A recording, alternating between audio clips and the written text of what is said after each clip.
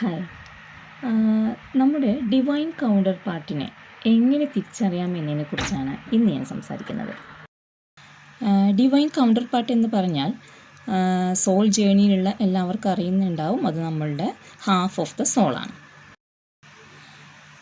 Divine counter പാർട്ടിനെ കണ്ടുമുട്ടുന്നതിന് മുൻപും ശേഷവും നമ്മൾ വ്യത്യസ്ത വ്യക്തികളായിരിക്കും.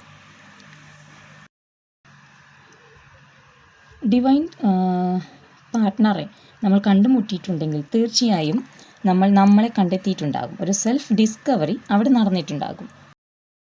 അകാരണവും അജ്ഞാതവുമായ ഒരു magnetic pull towards that person നമുക്കുണ്ടായിരിക്കും. ചില വേളകളിൽ നമ്മളെ തന്നെയാണ് കാണുന്നത് എന്നൊരു ഫീൽ നമുക്കുണ്ടാകും. അതുകൊണ്ട് തന്നെ അവരെ മിറർ സോളുകൾ എന്നും വിളിക്കാറുണ്ട്. ട്വിൻ സോൾസ് എന്ന് നിങ്ങൾ പലരും കേട്ടിട്ടുണ്ടാകും. അവർക്ക് പരസ്പരം എനർജറ്റിക് പ്രസൻസ് അനുഭവപ്പെടുമെന്നുള്ളതാണ്. ഒരാൾ മറ്റൊരാളെക്കുറിച്ച് ഡീപ്പായി ചിന്തിക്കുന്ന അവസരങ്ങളിൽ മറ്റേയാൾക്ക് ഓട്ടോമാറ്റിക്കലി ആ ടെലിപ്പതി ലഭ്യമാകും. അത് വളരെ സ്ട്രോങ് ആയിരിക്കുകയും ചെയ്യും. ഈ കണക്ഷൻ ഒരിക്കലും ഒരു ഭൗതികമായ ഏതൊരു റിലേഷൻഷിപ്പിനെയും പോലെ റൊമാൻറ്റിസൈസ് ചെയ്യാൻ പറ്റുന്ന ഒന്നല്ല. അത് പൂർണ്ണമായും സോൾ ഇവോൾവിങ് ആയിട്ടുള്ളതാണ്.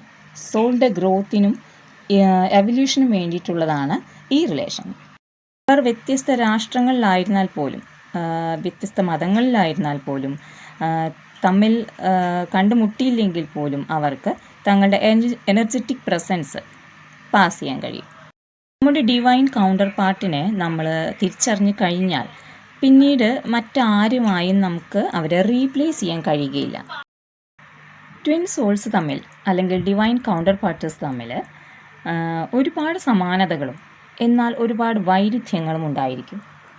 ഡിവൈൻ മസ്കുലൈനും ഫെമിനൈനും ആത്മാവിൽ ഒരുപോലത്തെ മുറിപ്പാടുകൾ ഉണ്ടായിരിക്കുമെന്നാണ് വസ്തുത.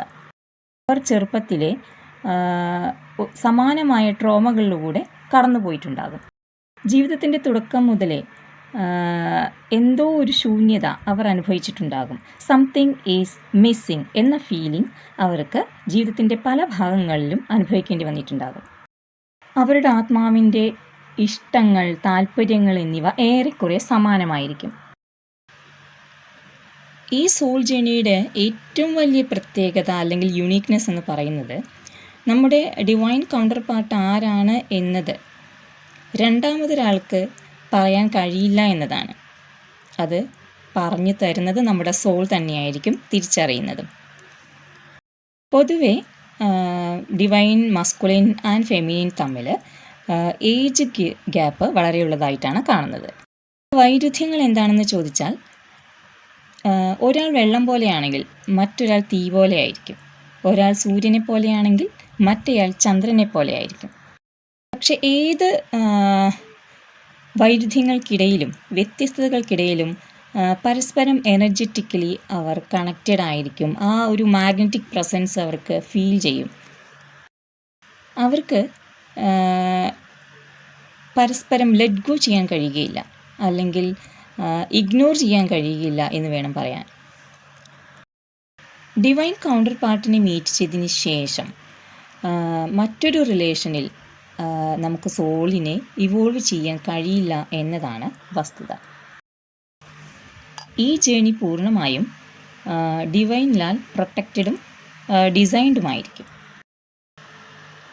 ഡിവൈൻ കൗണ്ടർ പാർട്ടേഴ്സ് ഒരേ സോളിൻ്റെ പാർട്സ് ആയതുകൊണ്ട് തന്നെ ടെലിപ്പതിയിലൂടെ വളരെ സ്ട്രോങ് ആയിട്ട് അവർക്ക് ഇൻറ്റൻസ് ആയിട്ട് കണക്ട് ചെയ്യാൻ എപ്പോഴും കഴിയും. ഈ ജേണിയുടെ ഏറ്റവും മഹത്തായ ലക്ഷ്യം എന്ന് പറയുന്നത് നമ്മുടെ സോളിൻ്റെ കർമ്മകളുടെ ശുദ്ധീകരണമാണ്. വളരെ രസകരമായൊരു കാര്യം, ഡിവൈൻ കൗണ്ടർ പാർട്ടേഴ്സിന്